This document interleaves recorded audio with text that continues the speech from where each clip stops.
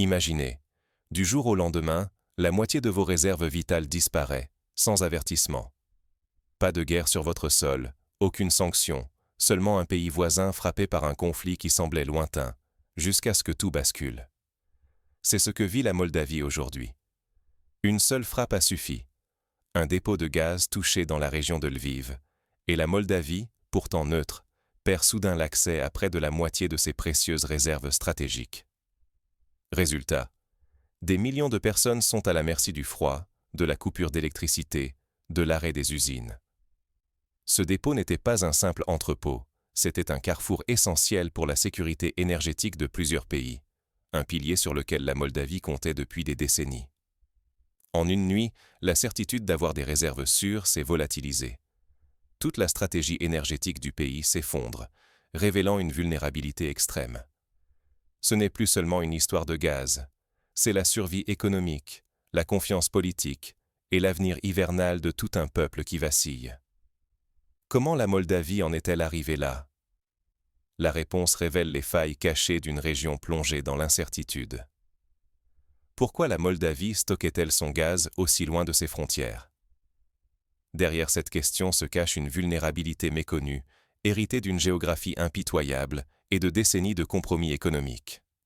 La Moldavie ne possède aucune capacité de stockage souterrain sur son territoire.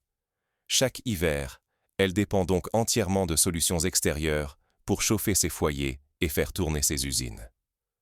Stocker du gaz en Roumanie s'est vite avéré hors de portée financière.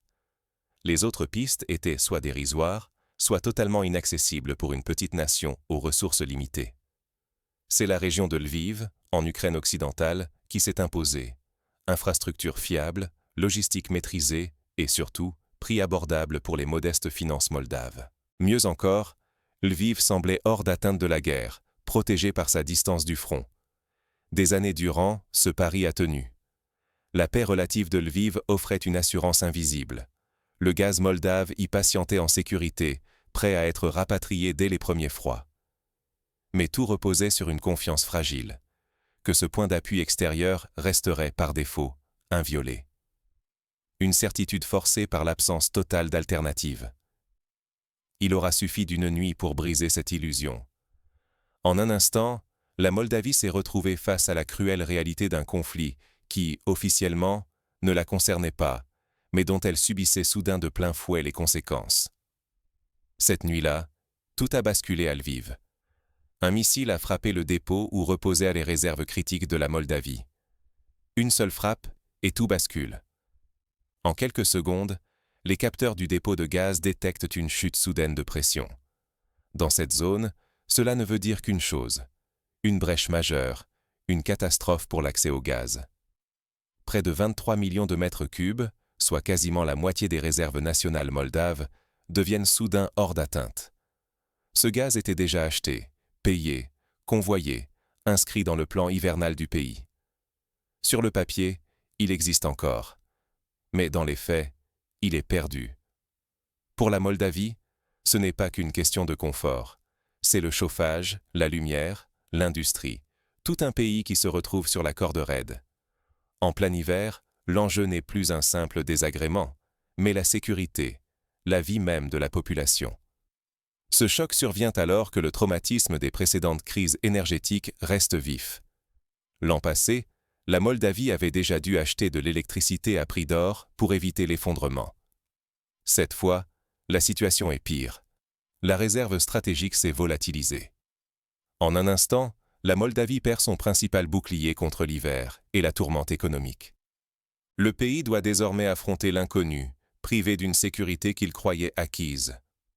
Tout le gouvernement est plongé dans l'urgence. Mais les solutions rapides sont rares, et chaque minute compte. Où trouver du gaz rapidement, et à quel prix? Depuis l'attaque sur le dépôt de Lviv, la Moldavie, amputée de presque la moitié de ses réserves, doit agir à toute vitesse. Mais chaque option se rétrécit, chaque choix semble piégé. Premier réflexe, acheter sur le marché européen. Les prix s'envolent, la demande explose, chaque contrat se négocie au prix fort.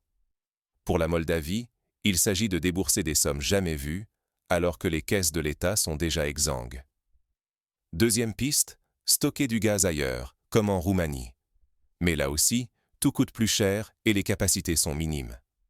D'autres pays, tout aussi désespérés, se battent pour chaque mètre cube disponible. Chaque solution implique des surcoûts faramineux, des délais inévitables et une concurrence féroce contre des États bien mieux armés. Et l'hiver approche. Chaque jour perdu amplifie le risque de coupure, voire de rationnement massif. Dépendre d'infrastructures étrangères, autrefois habiles, s'avère être une faiblesse fatale. Un seul missile a suffi pour retourner un avantage en talon d'Achille. Le pire, des prix hors de contrôle, des familles qui grelottent, la colère qui monte, un gouvernement acculé. La stabilité, la confiance et la souveraineté énergétique sont désormais en jeu.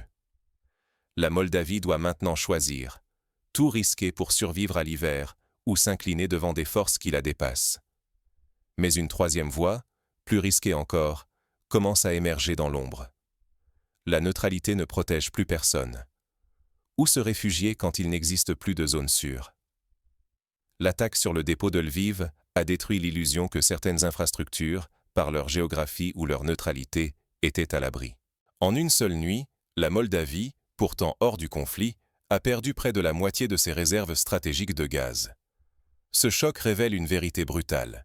Dépendre d'installations étrangères, c'est accepter une vulnérabilité permanente. Tant que le gaz moldave était stocké ailleurs, il suffisait d'une frappe lointaine pour couper l'accès à l'énergie vitale. Ce n'est pas qu'un problème pour la Moldavie, demain, toute la région pourrait subir le même sort, quelle que soit sa taille ou sa politique.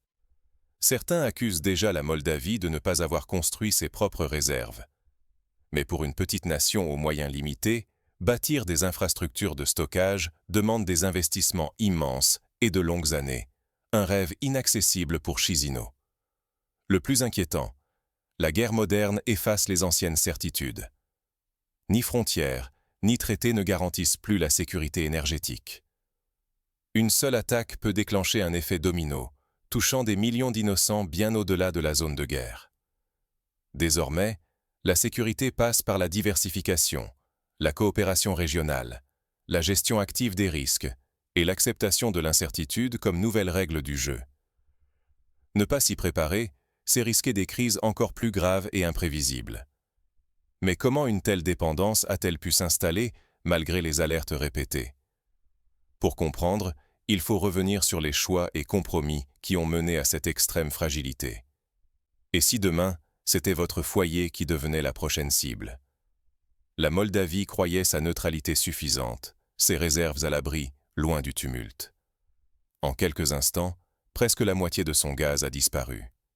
La sécurité énergétique n'est jamais acquise, même pour ceux qui se croient protégés par la distance ou la discrétion. Ce n'est pas seulement du gaz qui s'évapore, mais l'assurance de survivre à l'hiver, la stabilité d'un pays entier, la confiance envers l'État.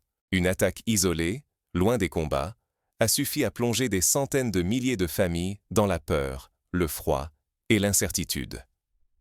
Ce scénario n'est plus exceptionnel. Aujourd'hui, tous les réseaux, tous les stocks, même les mieux gardés, sont exposés. Croire que la neutralité ou l'éloignement suffisent à vous protéger, c'est ignorer la réalité des nouveaux conflits. La ligne de front traverse désormais les frontières, les marchés et les maisons. Chaque nation, chaque citoyen doit réaliser. Rien n'est garanti. Fermer les yeux, c'est accepter d'être la prochaine victime collatérale. Ce qui a frappé la Moldavie peut frapper n'importe qui, à n'importe quel moment. Pour survivre, il faut diversifier, renforcer, anticiper. Refuser d'apprendre, c'est laisser le hasard décider de notre sort.